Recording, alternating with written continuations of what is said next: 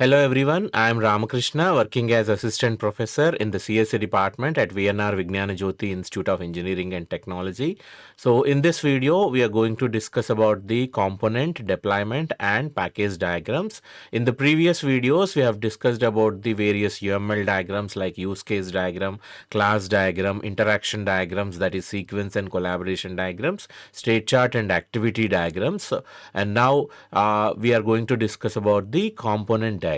So after state chart diagram and activity diagram, once the code is ready or once the design part is ready, then that source code or all those modules or components or sub-components, everything will be packaged. Just like you are using the computer. So how it is developed, how it is manufactured. So this will be like you are collecting the various parts, keyboard, mouse, monitor, screen, RAM, hard disk, motherboard, CPU cabinet, everything will be collected and assembled together, and finally packaging it as a single unit, it is called computer.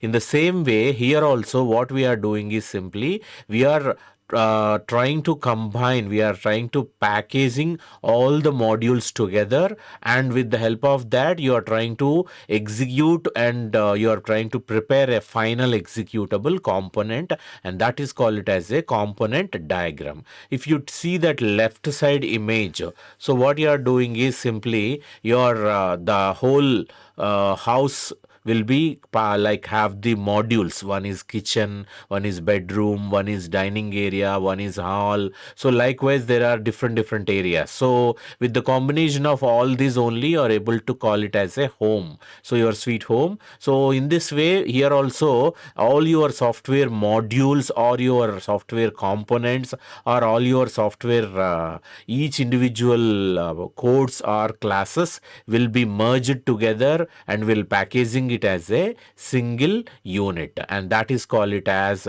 component diagram. So if you see this right side also how it is constructed, yes, it is a combination of bricks, sand, plastic, cement, concrete, glass, wood and everything. So with the combination of all these individual modules only you are able to build your house. So likewise the packaging of all the subunits or modules together, and you are finally preparing a executable component, and that is the final .exe file will be prepared under this component diagram.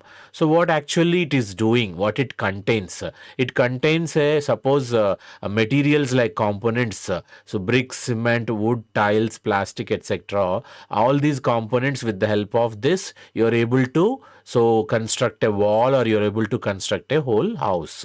So here also a software system is made up of components like .java files, .dll dynamic link library files, executables, tables, documents. So with the combination of all these only the final executable file will be ready. So here this you are doing, you are connecting all these so very strongly, and whenever it is required so you can just add one more component, or if you want you can remove this component. So in this way you are interacting the each other module with the help of a interface here. So here while doing these operations this will be connected, all these modules or components will be connected with the help of a dependency relationship. Why? Because so a wall or a house is made because of all these materials only. Just like a computer is running because of the RAM, hard disk, processor, all these monitor, keyboard, mouse, because of all these only you are able to run. So likewise each and every component is depending on the other, and that final whatever it is made, the final .exe component, that is also depending on the each and every individual part. So that's why you are indicating it as a dependency relationship. All these will be connected together and we prepare a final component. So what it contains actually, it will shows the physical aspects of the system. That in the last video we have discussed all the UML diagrams are divided into mainly structural aspect and behavioral behavioral aspect. So class diagram, object diagram, component and deployment diagrams comes under static aspect of a system. It will shows the static aspect.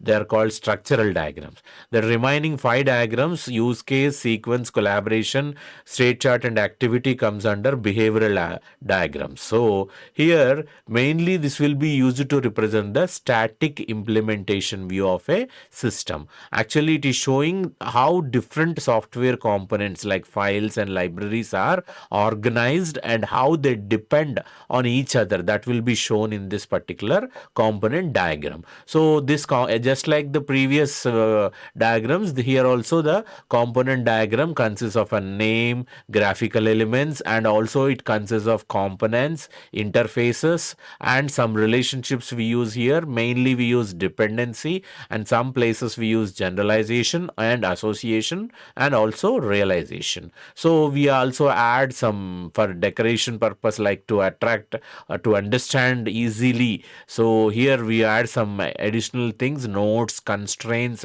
and the packages if required.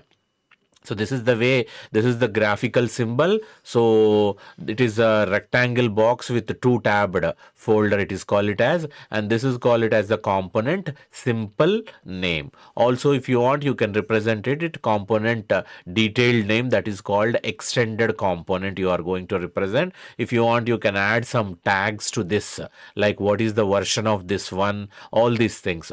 Also you can divide this into 2 parts. One is first compartment is component name, and second compartment is what are the subcomponents it contains. So all those things you are showing clearly. So this is the 2 tabbed component rectangle box.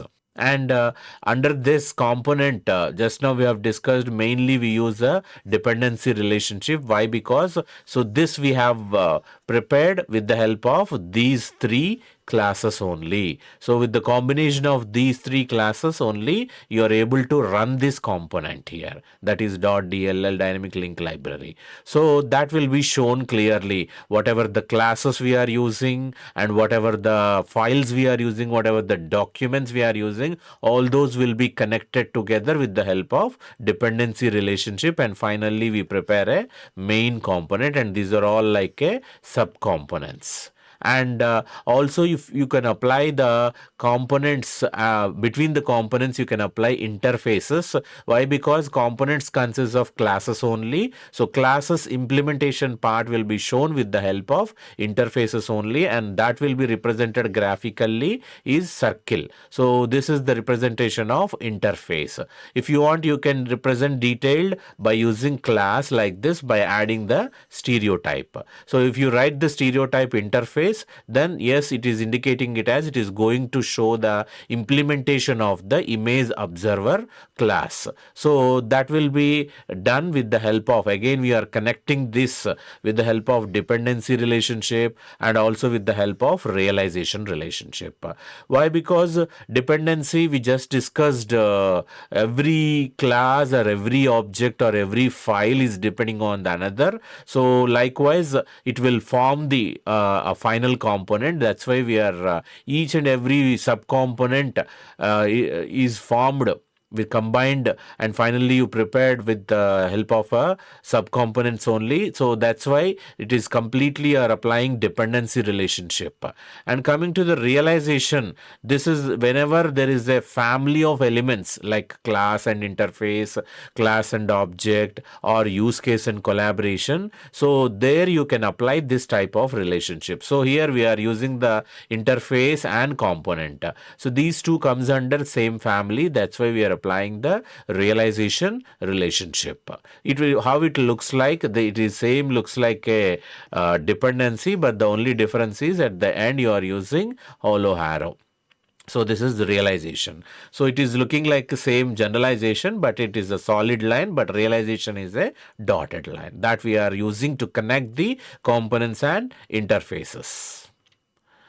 And what are the standard elements it contains? Like component diagram is having the executable stereotype. Whenever there is a class or a component, you want to indicate, yes, this is the executable file, .exe file. There you can represent it as a stereotype. Stereotype, how you are representing means in this way you are writing. So this is like here you are writing the stereotype. If it is executable or library or table or file or document, you can represent like this. And we also include the other subcomponents are like libraries, .dll files, static or dynamic files. And if you want to include tables, or if you want to include files or documents, all this will be combined together, and then finally you are preparing a final .exe component. So these are the stereotypes you are applying in the component diagram. And what are the common uses of this particular component diagram is, yes, you can model the source code, whatever the code you have written that you can model, and also you can model the executable releases and physical databases and adaptable systems. So coming to the modeling the source code, this is the way of representing whatever the documents you have saved. So all those files you can mention clearly its versions, so that will be easy to understand. Also you are connecting all these documents with the help of a dependency relationship. Also you are adding the stereotype called parent. So it is depending on each and every particular document. So that's why we are using a dependency relationship. So likewise, all the supporting files, supporting documents will be connected with the help of dependency relationship and with the help of parent stereotype. Also adding the tag like version name. So this you are doing it for the different types of source code files. And coming to the executable release, modeling an executable release, you can add a few more documents to this. So like I want to connect these to the executable file. Yes, you can add like .cpp file or .h file. All those you can add here with the help of dependency, and you can combine together. And modeling a physical database. So here we are concentrating on physically and logical connections, and here especially in the component diagram we are going to show physical aspects of a system. And here in the previous diagrams also we have discussed not only the front end, also in the back end part we are concentrating clearly. So that's why the database, whatever you have stored, that is the back end, so what it contains. So here this is call it as a aggregation composition. So the aggregation is representing like this. This is call it as a whole part relationship. This we have discussed in the previous videos. So it is whenever you want to connect between the college and the department, or department and the section, or section and the student, whole part relationship, we use this. So here this is call it as a aggregation, and this is call it as a composition. It is the filled diamond and it is empty. So aggregation is little bit of weak relationship, but composition is a strong aggregation. It is called it as a strong aggregation. That means it will always will connect together with that particular main class or main component. It will never detach.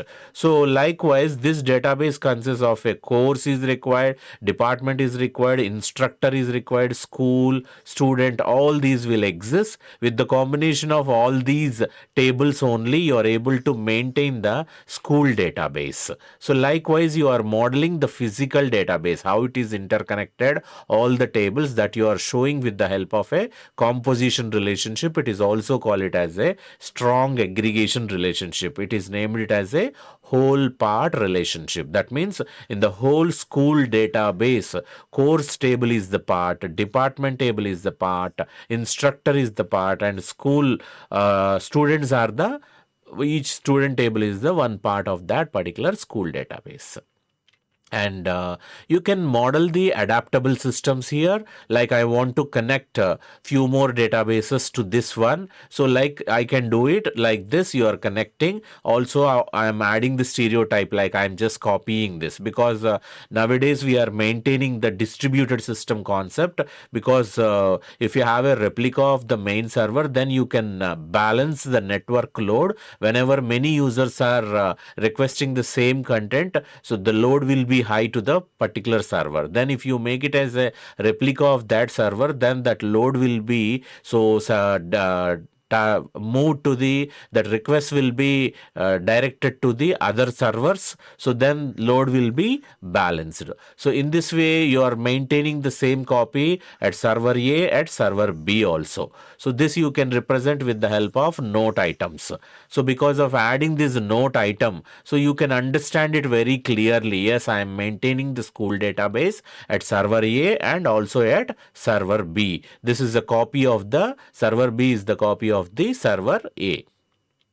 And after the component diagrams, once your final .exe file is ready with the combination of library files, documents, files, tables, everything, once it is .exe file is ready, that is called it as a final executable setup file that will be installed at server or at single system. So that is called it as how you are installing this, where you are deploying this, and how it will be used, whether it is a client server system or it is a distributed system, how many users are accessing, in what way it is connected, and what is the network of that particular connection. So everything will be clearly explained by using deployment diagram. So this to better understand the deployment diagrams, so first we'll see the network topology. What is meant by topology here? How the systems are connected, whether it is a point-to-point connection,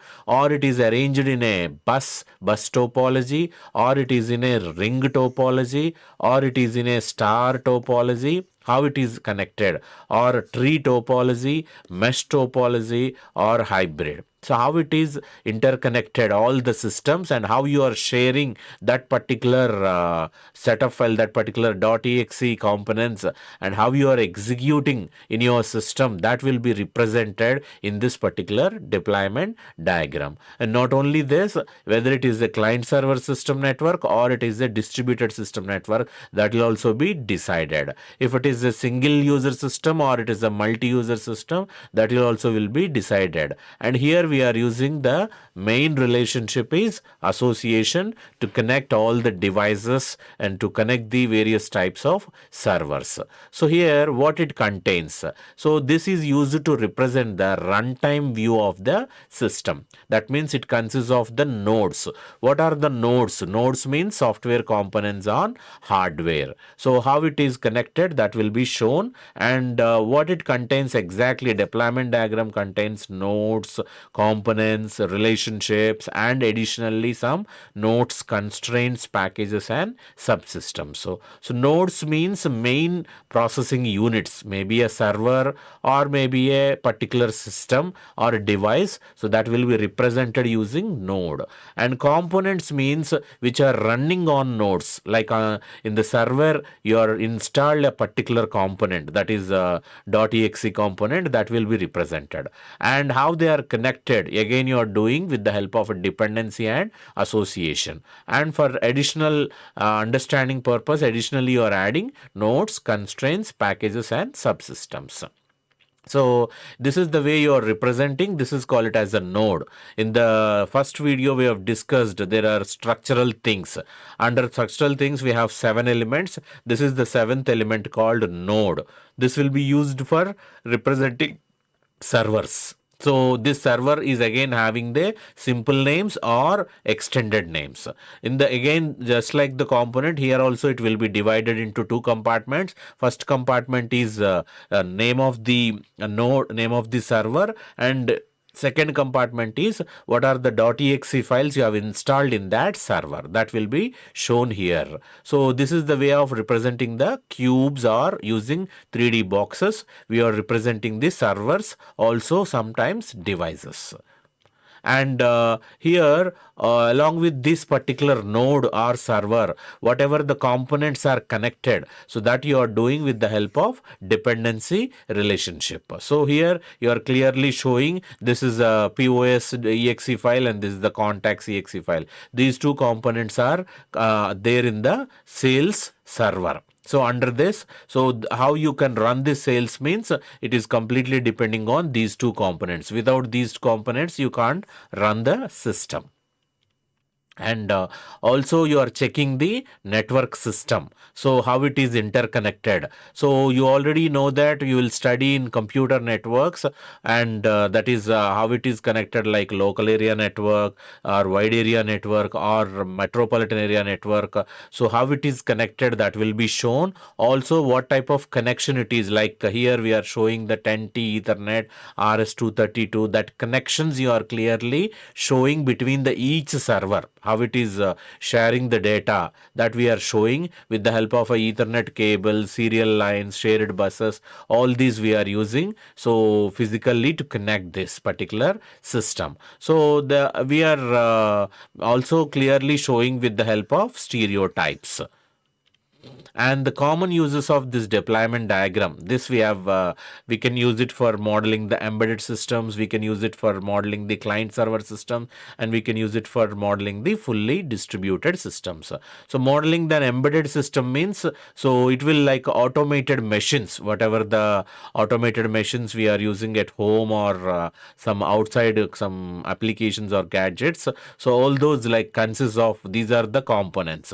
With the help of these components only, you are able to run this Pentium motherboard. So this is the processor, and with the help of all these connected devices only, you are able to run this particular system. So embedded system is like, it will be a chip will be inserted inside the processor, so that there it will perform very few limited functions. Based on that, these components will help, and automatically this particular device will be run. And coming to the modeling the client server systems, how it is connected, that we will be showing. In the client side, these representations are called it as package. So package is a group thing, it will be represented as a tabbed folder. So that means a collection of classes or a collection of components you are packaging together, and you are arranging under the tabbed folder here. So in the server also, again you have, suppose multiple servers are connected, so you are just grouping together, and both servers are running at same area. One is like caching server, another one is a normal server. So here again you are showing the multiplicity also. That means a minimum value and the maximum value. So like how many users are accessing or how many servers are connected, that we are showing like minimum to maximum n. Here minimum for maximum n. Likewise you are showing like how it is connected, how many clients are connected to this server, and all these things you are clearly showing, and how it is interconnected. So which topology you are using, whether it is bus topology, mesh topology, tree topology, ring topology, all those you are showing clearly with the help of this one in under this particular deployment diagram. And coming to the distributed system, nowadays we are using distributed system only because of many users are in the internet, many users are accessing the data parallelly. That's why we are using the fully distributed system. So we are trying to connect the many servers, that is within a country or outside the country. All those servers will be connected like this using the association relationships. All the consoles you are connecting to the internet, and through cloud you are operating all these data, and this will be represented by using a note item. What exactly this one, whether it is a regional servers or outside servers or country servers, is it a private network or public network, how it is accessing, all those you are clearly showing with the help of deployment diagram. So likewise, you can clearly explain after deploying the software at server's location, how it will be used, how it is interconnected to other machines. So how you are using particular data, how you are accessing that particular application, that also will be represented with the help of ninth UML diagram, that is called it as deployment diagram. And the next diagram, after completion of all these 9 UML diagrams, we are also considering the one more diagram, that is the 10th diagram, is package diagram. Actually, this also comes under the same family, because there you are applying at component diagram, you are applying this at deployment diagram, you are applying at a class diagram, you are applying this. So this packaging is very important. Why? Because wherever there is a possibility of organizing elements together, that will be easy to handle, easy to understand it, and easy to communicate with each other. So if you see this library, if you can arrange the books like branch wise or particularly some category wise, like suppose computer science or electronics or some other category like mathematics or some other physics, so something you should make it as a group. Then if you can arrange those in that order, that will be easy to collect the book. Whenever you want to search a particular book, that will be easy with the help of a tag or with the help of the naming convention. So it will be easy to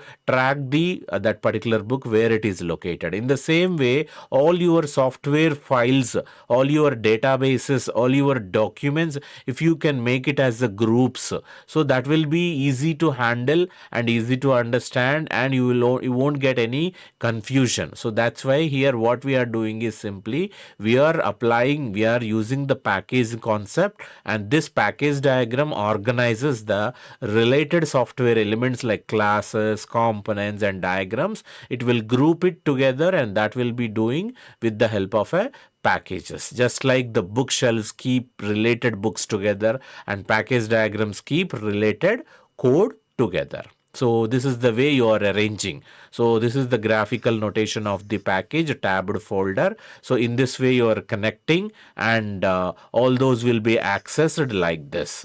So that will be easy to access. It will shows the dependencies here. So also it will shows the relationships, and wherever it is required, you can also add some stereotypes. So with the help of this structural UML diagram, it will show you how the various elements are grouped into packages. And this will be easy to understand if you have a layered architecture. What is the top layer, and what is the next one, and what is the next one, that you can relate it very easily if you have in an organized manner, if it is represented in a layered manner. So what are the benefits of this package diagram? So you can easy to understand the system hierarchy, and you can simplify the complex class diagram also. So if you have multiple layers, yes, you can represent it with the help of package diagram, even though it is a very complex one. And it is very useful for managing the large projects. Especially large projects can be handled it very easily if you can apply this package concept, and you can update it very easily, and you can clarify the relationships also. What it is using, is it using association, dependency, generalization, aggregation, composition, realization? So which type of relationship is suitable between these classes or components or packages, that will be explained clearly. So you are applying these packages everywhere, like use case diagrams, class diagrams. Also wherever you have a large systems, there you can apply this concept package diagram, and you can organize those elements. So this is the way you are using. So package representation with the names, all those, and also we are applying the relationship between the packages, that is one among another. It is just depending. So that's why you are using the dependency relationship here. And this is the way you are using the stereotypes. Yes, this package is accessing this particular package. This package is importing. So from this particular one. Likewise, you are using the different things you are applying while importing or while accessing something, while using something. So you are using particularly this dependency relationship.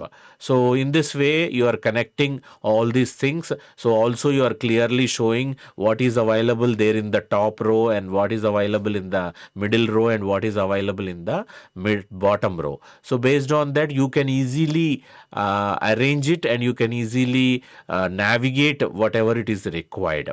So that's all about the all 9 UML diagrams. So with the help of these 9 UML diagrams and with the help of object oriented concepts, any type of complex design you can easily explain to the development team, testing team, also to the end user, and based on these designs you can understand the system very easily, and you can draw easily all the diagrams at various levels, and you can clearly show the navigation from the beginning to ending in large size projects also.